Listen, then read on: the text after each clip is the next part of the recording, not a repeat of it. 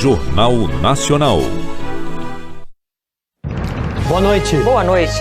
A violência do temporal que deixou mortos em Manaus. Um choque entre dois trens do VLT fere dezenas de pessoas em Fortaleza. O Procurador-Geral da República, Augusto Aras, considera inaceitável atitudes de Rodrigo Janot. O ex-chefe da PGR disse que planejou matar o ministro do Supremo, Gilmar Mendes. Você vai ver também, atletas do Brasil garantem vaga nas finais do Mundial de Atletismo no dia em que o americano brilha nas pistas. Os gols de sábado do Campeonato Brasileiro. No segundo dia do Rock in Rio, começa com chuva e animação na noite mais roqueira do festival. O Jornal Nacional começa agora.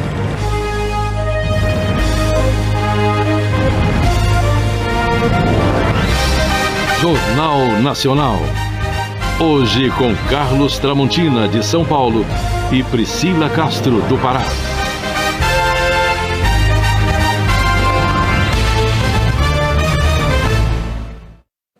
O novo Procurador-Geral da República, Augusto Aras, comentou hoje o episódio envolvendo o ex-procurador-geral Rodrigo Janot.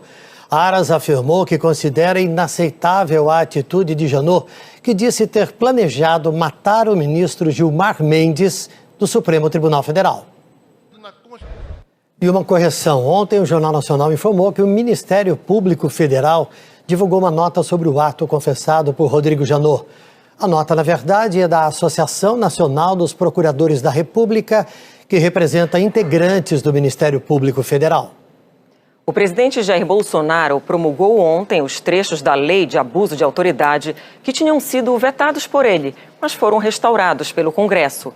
Com isso, vão valer pontos como a punição para juízes que decretarem prisão de réus em desacordo com a lei, a punição para quem violar prerrogativas ou direitos dos advogados e a punição para a autoridade que constranger o preso com o uso de violência ou ameaçá-lo produzir prova contra si, mesmo ou terceiros. A lei entra oficialmente em vigor em janeiro. O PSL, partido do presidente, informou que vai recorrer ao Supremo. Entidades como a Associação Nacional dos Procuradores da República e a Associação dos Magistrados Brasileiros também vão alegar a inconstitucionalidade da lei. A Justiça Federal transformou em preventivas as prisões temporárias de 2 suspeitos de participação no esquema de investigação, ou melhor, de invasão de celulares de autoridades e integrantes do Ministério Público. Tiago Eliezer dos Santos e Luiz Molição estão detidos desde o dia 19. Outros 4 suspeitos já tinham sido presos, entre eles Walter Delgatti Neto, que assumiu a responsabilidade pela interceptação do telefone do ministro da Justiça, Sérgio Moro. A defesa de Tiago Eliezer afirmou que a conversão da prisão foi baseada em supostas contradições e em alegações de outro investigado. A defesa de Luiz Molição afirmou que ele é inocente e que tomará as medidas cabíveis. No Ceará, os ataques criminosos chegaram ao 9º dia. O empresário suspeito de matar a tiros um morador de rua em Santo André, no ABC Paulista, foi solto pela Justiça Argentina. Marcelo Pereira de Aguiar tinha sido preso na última terça-feira em Paso de los Libres, cidade que fica ali na fronteira com o Rio Grande do Sul.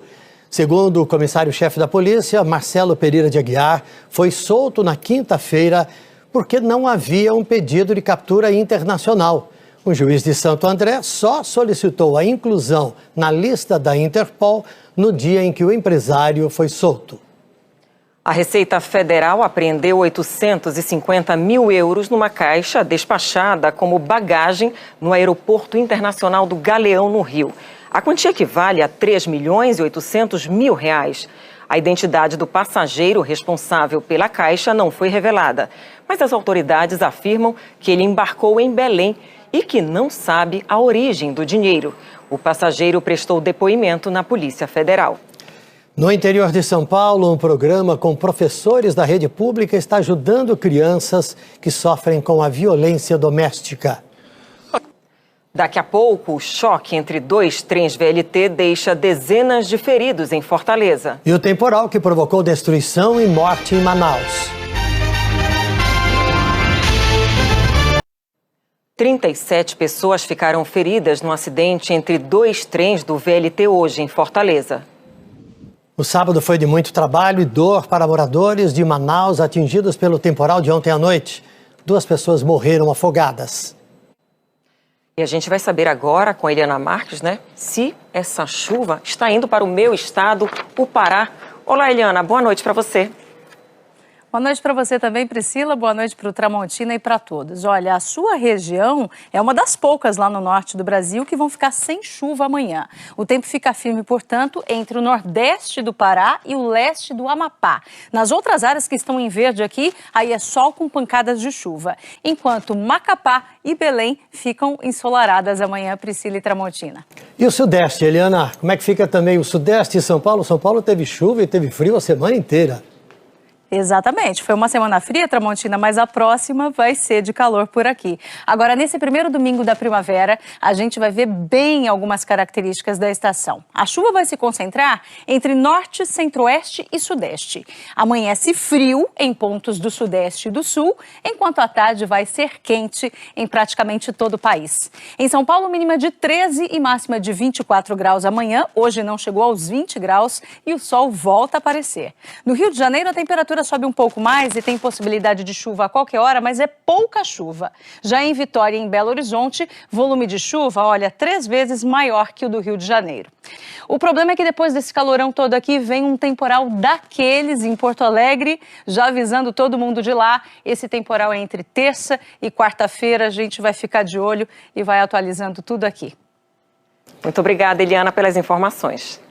De nada, uma boa noite, um bom domingo a todos. E o incêndio voltou a atingir o Parque Nacional da Chapada dos Veadeiros, em Goiás. O fogo queimou cerca de 6 mil hectares, metade dentro da área do parque. Uma força-tarefa com 90 pessoas, entre bombeiros, brigadistas e funcionários do IBAMA e do Instituto Chico Mendes, trabalham no combate às chamas. 4 aviões e um helicóptero também atuam na região. Pesquisadores de universidades de Pernambuco analisam imagens de satélites para tentar identificar a origem das manchas de óleo no litoral do Nordeste. Eles investigam se houve derramamento por algum navio. Daqui a pouco, São Paulo aprova uma lei para combater a intolerância religiosa. E um projeto que leva arte e qualidade de vida aos ribeirinhos da região metropolitana de Belém.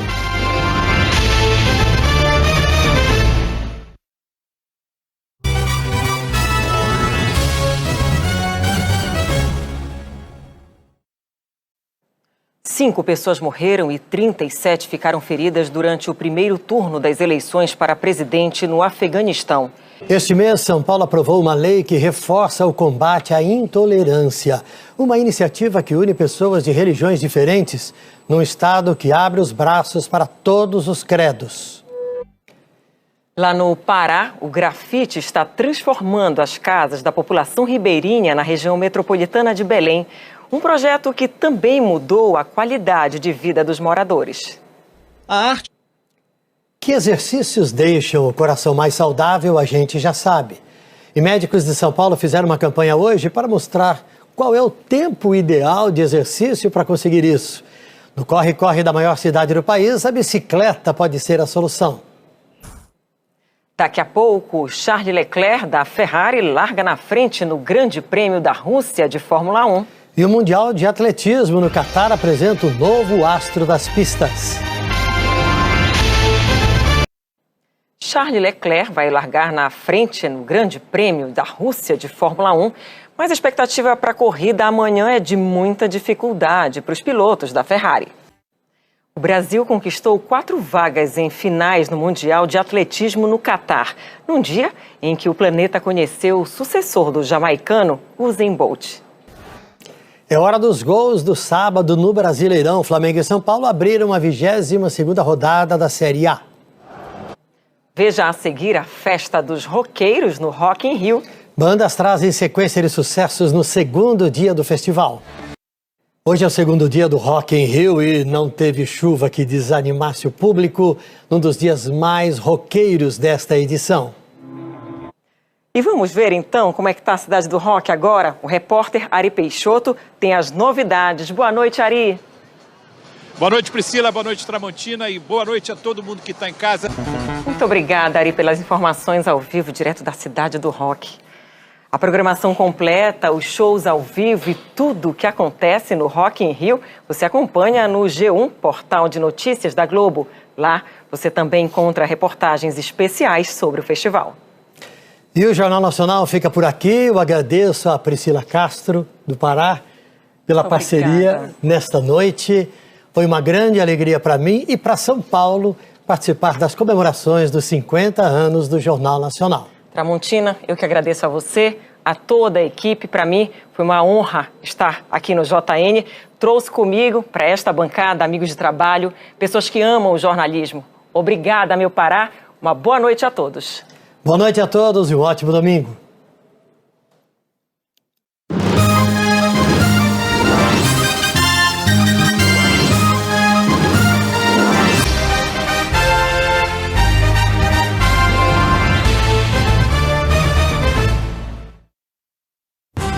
Jornal Nacional.